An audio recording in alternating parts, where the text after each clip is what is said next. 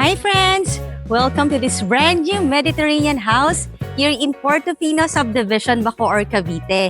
My name is Eva and I am your real estate broker friend. Now let's start the house tour.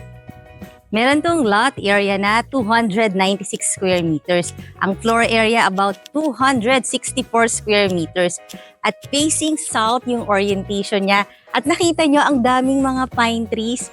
Yun yung maganda sa subdivision ng Portofino kasi talagang akala mo nasa Baguio ka kasi all throughout the subdivision makakakita ka ng maraming pine trees. At ito nga yung ating two-vehicle carport, garage kasi talagang fully covered siya. Tapos yung facade natin, alam natin na thematic yung subdivision kasi puro ganito yung mga design, mga Mediterranean.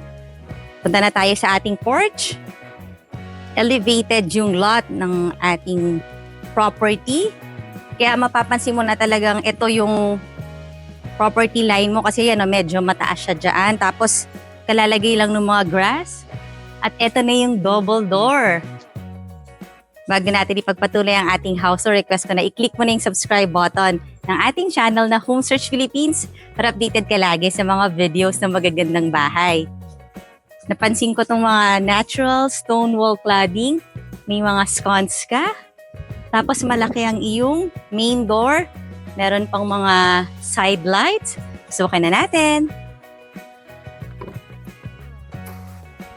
Welcome to your new house here in Portofino subdivision. Malapit lang to sa MCX, kaya pupunta ka ng Makati, BGC or Quezon City, accessible to. Or kaya pupunta ka naman ng mga south area, accessible din dahil nga sa MCX. At malapit siya sa Landers, sa Eva Mall. At napakaganda ng subdivision na to kasi talagang highly secured, flood-free. At malamig ngayon dito sa ating living area kasi nakabukas yung ating AC. Open layout ang iyong living, dining, and kitchen area. Yun yung kitchen. So, ganito yung mga design, yung mga cornice natin, or mga, cornice natin, mga dark brown para ma-emphasize din yung mga white na ceiling. Tapos this is your dining area. Meron pala tayo ditong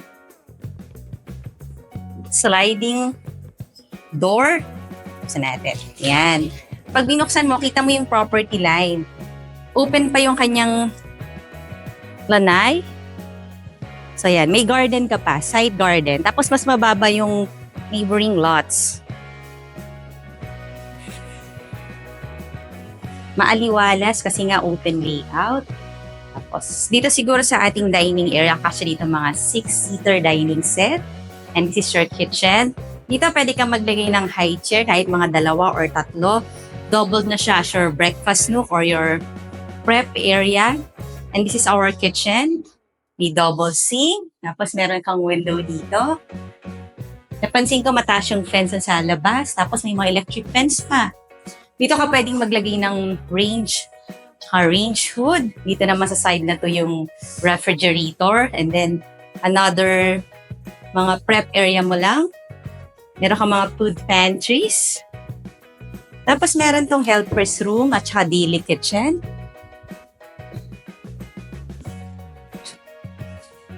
Ito na yung pinaka-daily kitchen natin. Nandito na rin yung helper's room na medyo sakto yung size. At meron siyang very own bathroom. Dito pwede kang maglagay ng washing machine kasi meron naka-ready na outlet at saka yung sa water. Tapos, lalabas tayo para makita natin yung garden.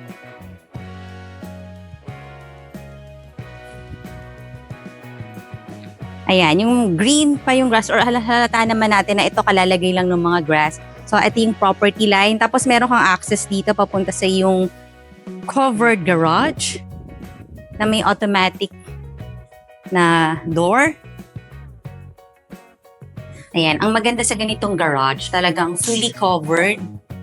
Tapos may remote control ka dito. Ayan, mag-open na yan pag in-open mo ng iyong remote. I think kasya naman dito yung SUV or van. Basta tayo. Napansin nyo, medyo malaki yung ating mga setbacks. Tapos dito sa likod, meron ka pa ring malaking garden. Kaya kung mahilig ka magtanim, ma-appreciate mo to kasi talagang, I think mga 3 meters pa to. O, di ba? Malaki siya. Tapos, in terms of privacy, okay rin kasi mataas yung fence mo. Tapos, meron ka pang electric fence. Pasok tayo ulit sa house. Meron tong total of 4 bedrooms. That's maid's room. May family area. Dito ulit tayo. Yan, malamig na uli.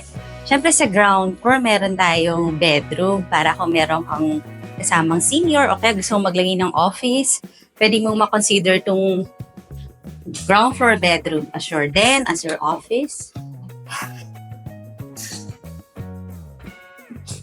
Or pwede ring entertainment area kasi meron ka na ditong outlet para sa TV. Pwede mo siyang maging media wall. Meron ka ditong window. Yan. Ganda yung room. Tapos meron ka na cabinet. Kung gagawin mo tong bedroom, dito ka pwede maglagay ng kahit king size bed. Kasya pa siya. Tapos meron kang malapit na bathroom.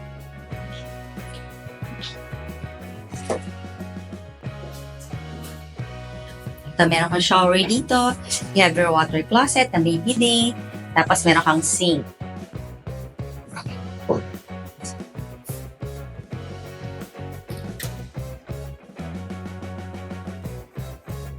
Siguro dito pwede ka rin maglagay ng TV kasi may outlet din.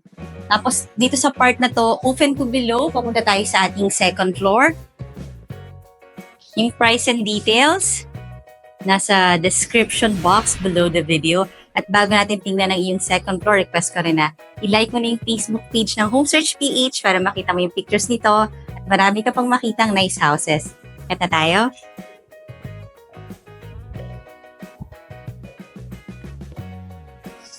Bright din dito sa area na to kasi meron ka dong window. Tapos open to below nga. At pag-akyat natin, ito na agad ang iyong family area na pwede mong gawing sala dito sa iyong second floor. Doon ka maglalagay ng iyong sofa and then dito ka pwede maglagay ng that screen TV or you can use this as your media wall. Also, a bright area kasi meron kang malaking window. Yan, sliding window. Tapos, nandito na yung 3 bedrooms. Check natin yung mga sizes ng room. First bedroom in the second floor. Pagpasok natin, meron kagad dito closet. And then, this is your room. Okay naman yung size niya. Meron uling provision for TV. So, pwede kang maglagay dito ng iyong media wall. Tapos, sa kabila yung iyong bed. And then, ito na ang ating window. Ayan. Ang ganda ng view ko dito. Pine tree. Tapos yung mga roof nung yung property, actually lahat ng bahay dito sa Portofino, tegula yung kanyang roofing. Yun yung magandang klaseng roof kasi hindi mo maririnig yung ulan, kahit malakas siya, hindi masyadong maririnig, para sa soundproof. Tapos eto naman ang iyong paglalagyan ng queen size bed, yun yung kasya rito. Tapos ready na yung mga outlet na maglalagay ka naman ng mga side table, mga lamp. Mga vacant lot pa yung neighbor.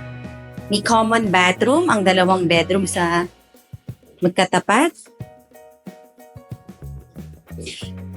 Nalock lang tong kanilang common bathroom. Pero ito naman yung isang pang bedroom. Both bedrooms are corner bedroom kaya maaliwalas pareho yung mga rooms. Tapos I think engineered wood flooring yung ginamit dito. Pareho lang naman yung size ng rooms. Pareho siyang malaki.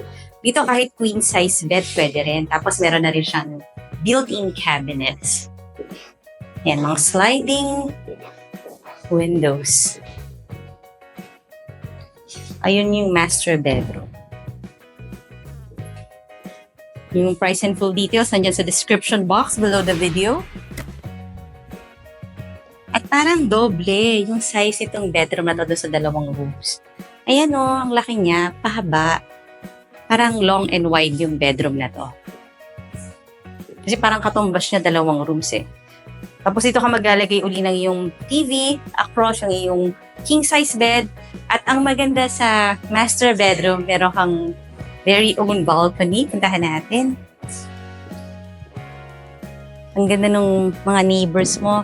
Kasi syempre lahat ng bahay dito puro mga magagandang bahay, mga mini mansions. Tapos talagang ang ganda ng mga pine trees. Medyo malaki-laki itong balcony. L-shape yung balcony mo dito. Meron ka dito sa other side. So, pag umaga, pwede ka ritong mag-coffee, pwede ka ritong mag-exercise, o paghapon, pasok tayo ulit dito sa master bedroom.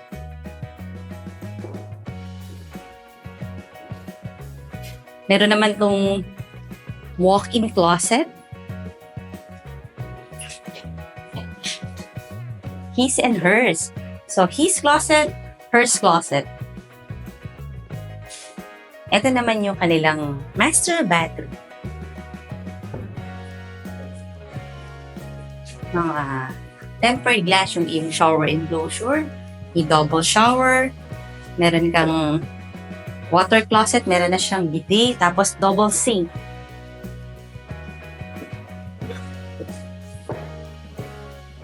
Kaya naman, home searchers, kung gusto mo na to, pwede mo akong tawagan. Nandyan yung number ko sa screen. O kaya kung meron kang property na gusto mong ma-feature dito sa ating channel na HOMESEARCH Philippines, tawag ka lang din. Ngayon naman, request ko na i-click mo na yung subscribe button ng ating channel. And I will see you on the next video.